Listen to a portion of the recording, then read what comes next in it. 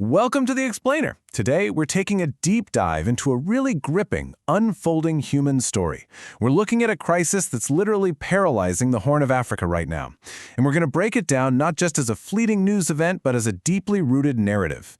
It's a story of power, history, and a fragile society caught right in the crossfire of political ambition.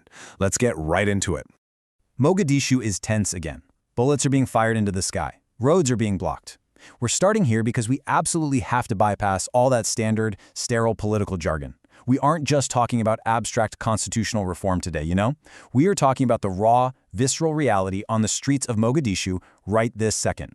Politicians are trapped behind security cordons, protesters are being restricted, the capital is quite literally holding its breath to see if politics will remain just politics or if it's going to mutate into an armed confrontation. Act 1. The tremors in the nervous system. You see, Mogadishu isn't just a capital city, it's the central nervous system of a wounded nation, where every single political tremor creates very real fear for its exhausted residents. Which brings us to Act 2, the antagonist, the old curse.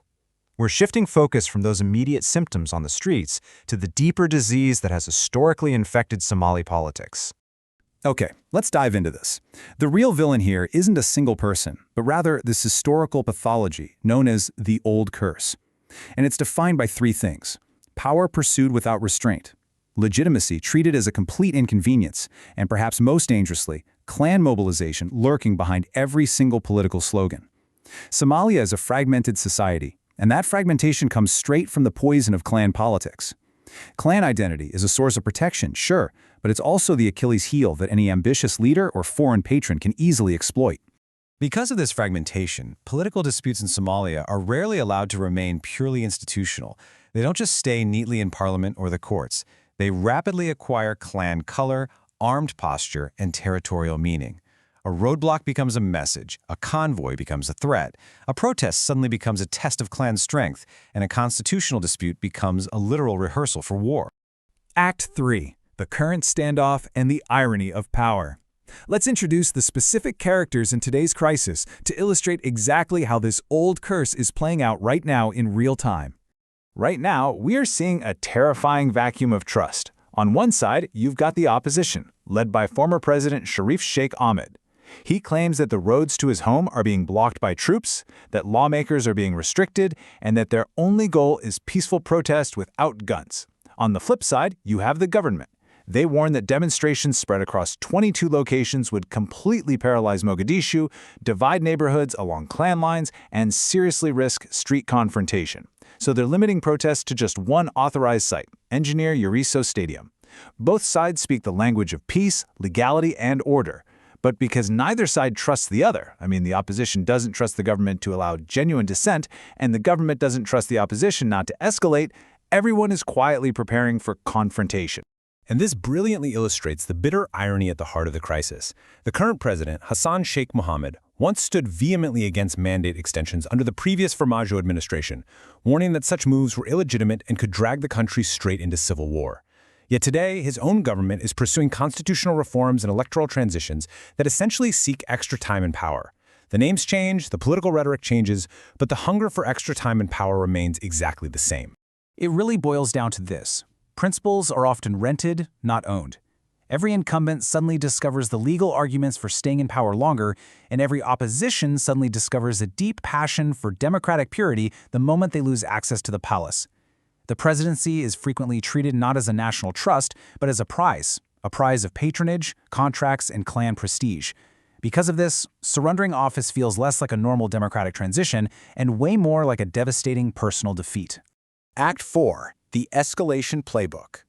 Let's look at exactly how these seemingly sterile political disputes about constitutional reform mutate into catastrophic urban warfare.